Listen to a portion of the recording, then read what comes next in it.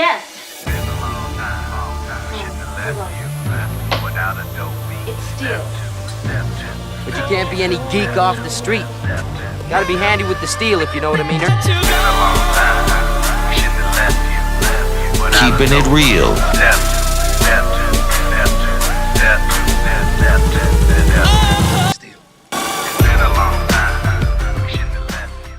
Hello, welcome back to the channel.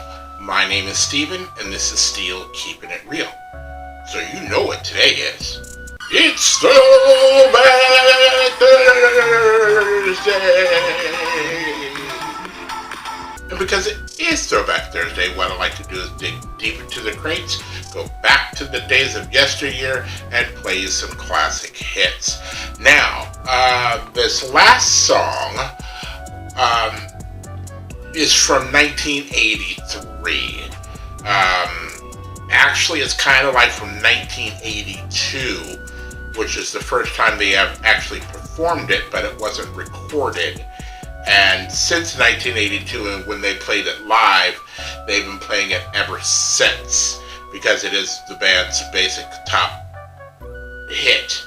And that is Institutionalized by Suicidal Tendencies. Now, of course, I've heard this song many, many times, but I haven't really heard the song in the manner that I'm doing it right now, where I actually listen to the lyrics. I just remember the music, and I remember that words are spoken, but I couldn't tell you one single lyric right off of the top of my head. It kind of reminds me of Henry Rollins later on, back like in the 90s, when he was doing things like Liar, and I can't remember the other song that I did. It wasn't Liar. It was another song that I reviewed, but it kind of sounds like that type of thing, where it's spoken word over music being played in the background. And it works, and it worked back then, but not a lot of people were doing it. It was probably because they thought that it sounded too much like hip-hop, and you know, back in the early days, hip-hop and metal really didn't go.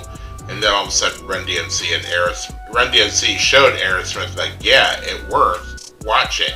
And that revitalized their career, and you know, they went on to be more popular after their revitalization than they were before.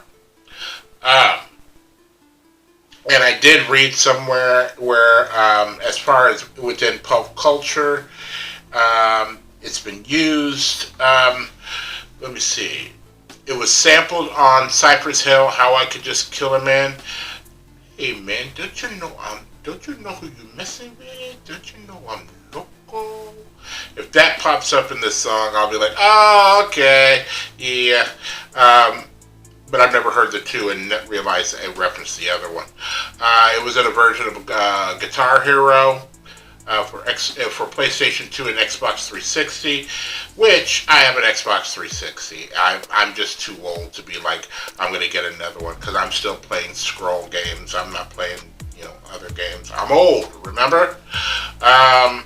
It was also in Max Hoffman's Pro BMX and Tony Hawk's American Wasteland. It was also in Iron Man. I remember it in Iron Man. Repo Man, the Brady Bunch movie, the second season of Miami Vice, and Beavis and Butthead reviewed this on the Beavis and Butthead show. That's about it. That's all that's really neat. If you like videos like this and others on my channel, please don't forget to hit the like button, the subscribe button, and the notification button, because I'm doing at least 15 videos each and every week. So without any further ado, let's get into Tendencies, and the song is called Institutionalized. Now, you didn't hear that. It's not like the sound went out. I kind of made sure I didn't say the word, because I can't remember if I said it before, and in order for it to get blocked, even though I don't think I'm going to get monetized for this anyway, so I'll just go ahead and say it. Suicidal Tendencies. There we go. And the song is called Institutionalized. And here we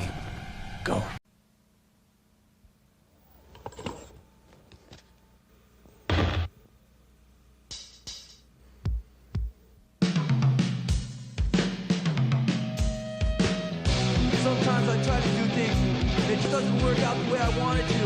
And I get real frustrated. And like, I try hard to do it, and I take my time, but it just doesn't work out the way I want it to.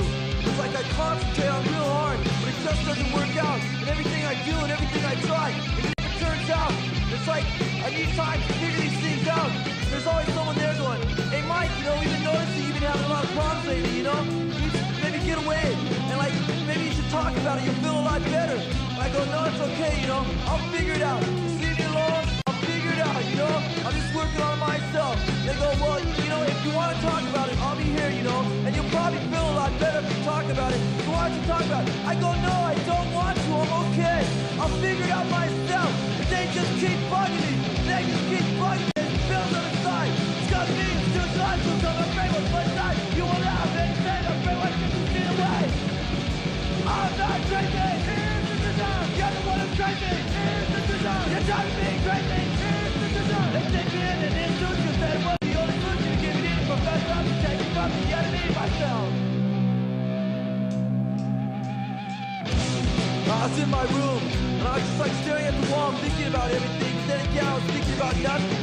And then my mom came in, and I didn't even know she was there. She called my name, and I didn't hear her. Then she started screaming, Mike, Mike! And I go, what? What's the matter? She goes, what's the matter with you? I go, there's nothing wrong, Mom. She goes, don't tell me that. You're on drugs. I go, no, Mom, I'm not on drugs. I'm okay. I'm just thinking, you know? Why don't you give me a Pepsi? She goes, no, you're on drugs. I go, Mom, I'm okay. I'm just thinking. She goes, no, you're not thinking, you're on drugs. Normal people don't act that way. I go, Mom, just give me a Pepsi, please. All I want is a Pepsi. And she wouldn't give it to me. All I wanted was a Pepsi. Just one Pepsi. And she wouldn't give it to me. Just a Pepsi. Give my shirt with my sleeves. Got me back to the sleeves. Just yucky, just lazy. It's the good now, right? I'm not crazy. Here's the design. You're the one that's crazy. Here's the design. You're trying to be crazy. Here's the design. They take me in and it's true. Say what? The only solution to get in from that love is taking from the enemy myself.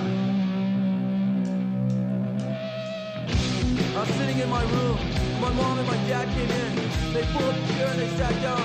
They go, Mike, we need to talk to you. And I go, okay, what's the matter? They go, me and your mom, we've noticed lately you've been having a lot of problems. And you've been going off for no reason. And we're afraid you're going to hurt somebody. And we're afraid you're going to hurt yourself. So we decided that it would be in your best interest if we put you somewhere where you can get the help that you need. And I go, wait, what are you talking about? We decided my best interest? How do you know what my best interest is? How can you say what my best interest is? What are you trying to say? I'm crazy? When I went to your school, I went to your churches, I went to your institutional learning facilities. So how can you say I'm crazy? Say no to fix my brain, leave me something that would make my time they think I had better lady, I'll be dead. I'm not crazy. Here's the design. You're the one that's crazy. Here's the design. You gotta be crazy. Here's the design. They take me in and it's just to say what the only solution to get in from the love is taking from the enemy myself. Doesn't matter. I'm probably gonna get my car anyway.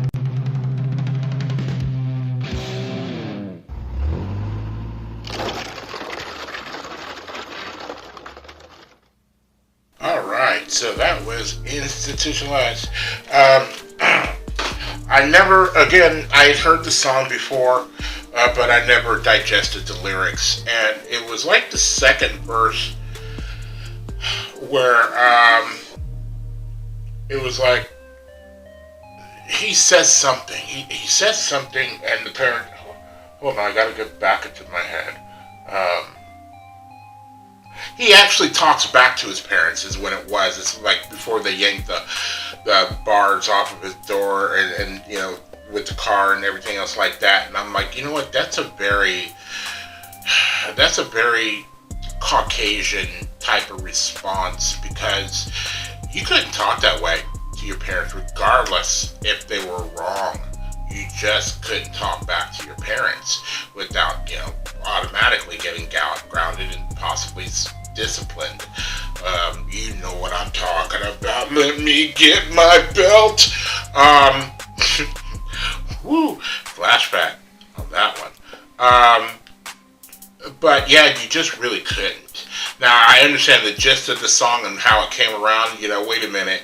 You guys decided what my best interest is. Haven't I been doing this whole time? I've been going to your churches. I've been going to your schools. I've been going to, learning what you guys want me to learn. And now you say I'm crazy? No, I'm not crazy. I'm doing what you guys signed me up to do. There's nothing wrong, but it is also one of those times where, teenagers overblow things. But, when you think about that song and then you think about how kids are disciplined now, there's a vast difference. As far as I remember, parents don't care what you're doing these days. They never cared in the 80s, and that's funny. They never cared in the 80s because when you go back and look at some of the best 80s movies, parents are never there when the shit goes down. You better be ready when the shit goes down. Sorry, that's another Cypress Hill song. Whether it be Goonies, whether it be Rooskies, whether it be, Dirty Dancing, she had to go get her father because somebody else is pregnant, but otherwise everything else is going on. Parents weren't there. Fast Times at Ridgemont High, E.T., they did all that stuff, and Mom had no idea E.T. was living right in that home. Even little Gertie knew. Little Drew Barrymore knew, but parents didn't know nothing. Because we were the generation of Reagan. We were most of us were latchkey kids because in the 80s, both parents had to work one way or another unless you were really, really Republican. And then Mommy was home making scones and, making bread and dinner and getting Daddy his beer. And every dinner was ready when Daddy came home. But, it all didn't turn out that way. So, I get the song, and it still rings true to this day. It's a teenage angst kind of thing, and I don't even think kids think that deeply anymore unless something happens at some school and then kids all of a sudden brighten up and start doing things or start letting us know, what are you seeing back there behind the couch that Mommy and Daddy is doing that Mommy and Daddy don't want you to do? Why are you acting this way now?